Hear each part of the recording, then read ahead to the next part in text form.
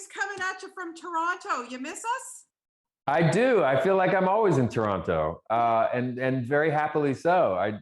When was I there last? I was doing Mrs. America with Kate Blanchett. Yeah, it was Yes. last That was time I an was there. awesome series. I remember we got to hang out for some time on the set. Well, we go way back, but Hairspray. And I'll Oh always yeah, remember that because that just looked like you guys had so much bloody fun working on that. it was that, and there wasn't a moment of that was faked. All of that was true fun. That was just a party, and someone was there to film it. That's what that experience was. It really was like the closest I've ever come to doing a real Broadway show, right? We had to do like dance lessons and singing vocal lessons and everything beforehand. And Yeah. it was just these big musical numbers that we all did together. It was truly like seeing John Travolta and Michelle Pfeiffer and everybody having time of their lives as well. It just was a big party. And I think that that's one of the reasons why the movie works so well, because we are having such a good time. Absolutely. Nothing about that was faked. So yeah, we did that in Toronto. And I think the first real consistent job I ever took in 1993 was shipped me away to Toronto. We shot it in Hamilton, Ontario, actually. Yeah, not far. Yeah. But I stayed in Toronto and made the commute. But yeah, I've been, I feel like I can't go a year or two without visiting all the good folks in Toronto. Well, good stuff. Well, we'll always welcome back. And if you want me to show you the condo property, I'm happy to do that. Okay, great. Let's talk about Boss Baby Family Business, because I first of all, I love this film. It was just, I have to say, I was just saying to Ariana, I had a few tears rolling down my Oh, face. that's nice. It was moving. And you, as always, you're just so fantastic, James. And I think, correct me if I'm wrong, but I would think that you related to Mr. Tim Templeton just a wee bit. I think you're right to assume that. I've got 3 kids. I've watched, my oldest is 20 now, my middle child is 16, and my youngest is 8. So like I have a full grown adult, and I have a boy, an 8-year-old boy who's still, that I can still run outside and get into the crazy imagination world with him, and he's happy. So I've seen the transition for each kid, right? And yeah, this like the character of Tim is what he's dealing with, right? He's a perpetual child himself, right? He believes in, staying young and keeping that sort of youthful, childlike quality it doesn't matter how old you are, right? And then when he sees his daughter, who he's had this, however many years of playful, imaginative, fun relationship with, she's kind of outgrowing that, right? It's whether it's a school, or like for me, it's like an iPad, or or Instagram, or friends at school. Like you just, it's like, how do I keep them as young? I mean, you're a kid for this amount of time of your life, and you're an adult for this amount of time, and it's like, boy, just enjoy being a child as much as you can for as long as you can. And I think that was always a goal of mine, is to like just, immerse yourself in childhood and enjoy it. And so, because it's fleeting and it will end one day, right? So I definitely, all that resonated with me with Tim's journey in this movie. And and on top of that, these are movies that I spent the last 20 years watching, right? I never got to see all the Best Picture nominees, and I was always watching Kung Fu Panda or How to Train Your Dragon. It was always those movies on a loop. So, yeah, I definitely related to Tim's journey. Yeah, and I want to ask you, because obviously, look, you do so much in front of the camera, and doing voice work, it has to be a challenge because you don't have that actor to play. I would never know watching this, because you would think that you and Alec Baldwin had that, banter going back and forth. Did you ever get to work with him, or was it just always you in the booth by yourself?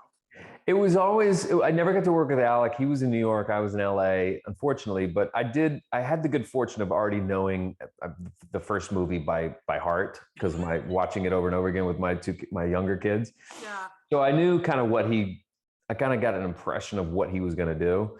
And then in addition to that, it wasn't always just me. It was me and the director, Tom McGrath, who would kind of do his best Alec Baldwin. And it was really helpful to be able to to get the scenes up and running, to get to feel a rhythm, and then we would sort of surgically go in and do line by line if we wanted to. But it can be tricky. I mean, it does sound like you just get in a room and there's, it's a microphone and you, and just like be silly.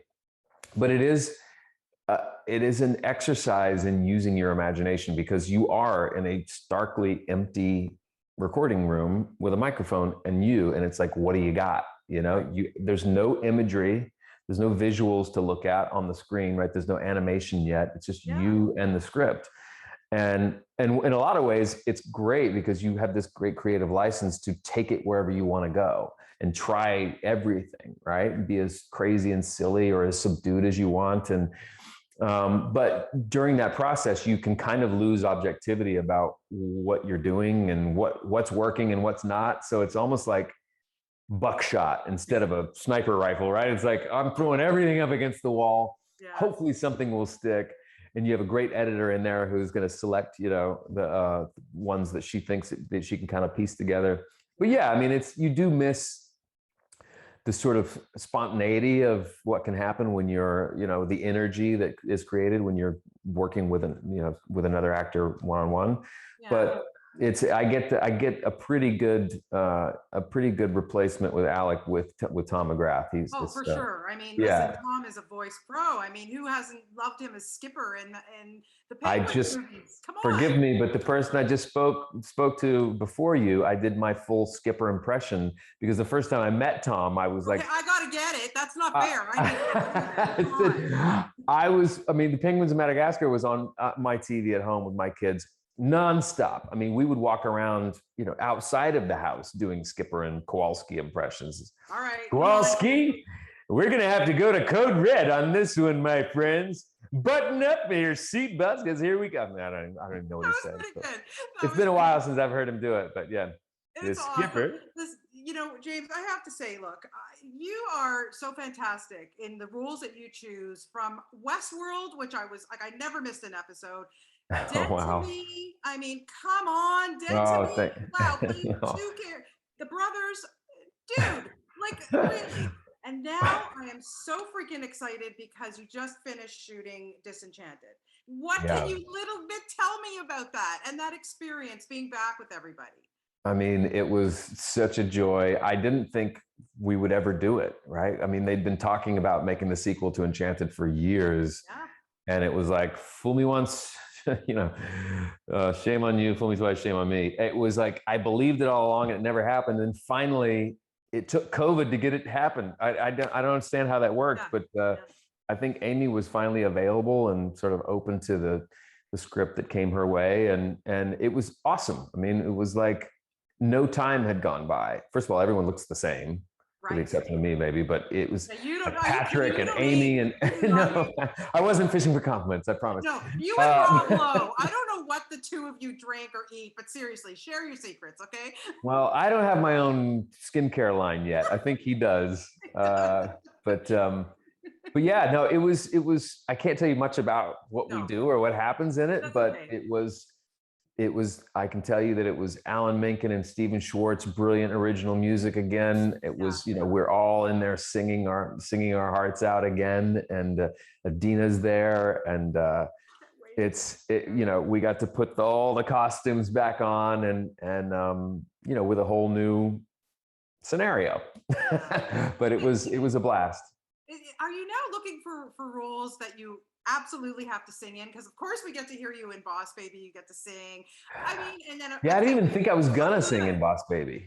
What's that? Sorry. I didn't even think I was gonna sing in Boss Baby, and it was a surprise. Oh, it was a surprise. Yeah. Yeah. I love it. It's always been something that when I was in junior high and high school, I was always in choir, and it was always something that I felt if the acting thing didn't work out, I would pursue a career doing music. But I was very fortunate to be able to sort of, kind of blend the two together.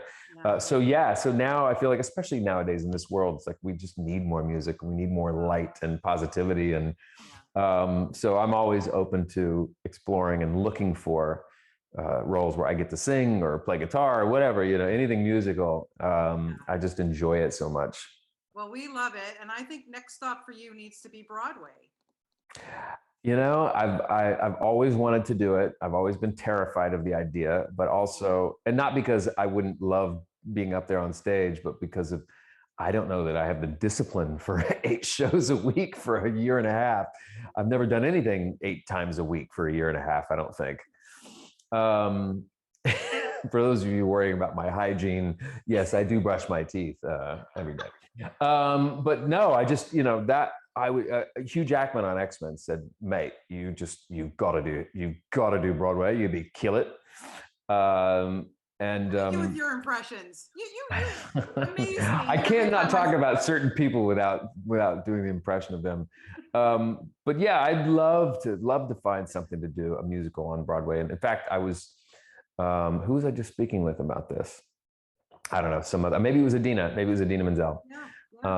But yeah, I think that's a good next step, as long as it's like a baby step, right? Maybe like a 2-month revival of something, nothing full on hardcore yet. I want to do something off Broadway first, just to kind of make sure I can do it. You can. Listen, I'll be in the audience. Congratulations on everything that you do, and thank you for everything that you do. Bless you. Thank you very much for saying all that. We welcome you back to Toronto with open arms always. Thank you. Well, whenever I'm feeling down, I'm just going to track you down, because you just made my day. Thank you very much. My friend. You got it. Take care. Nice chatting with you. Good seeing you again. Thanks, James. Bye-bye.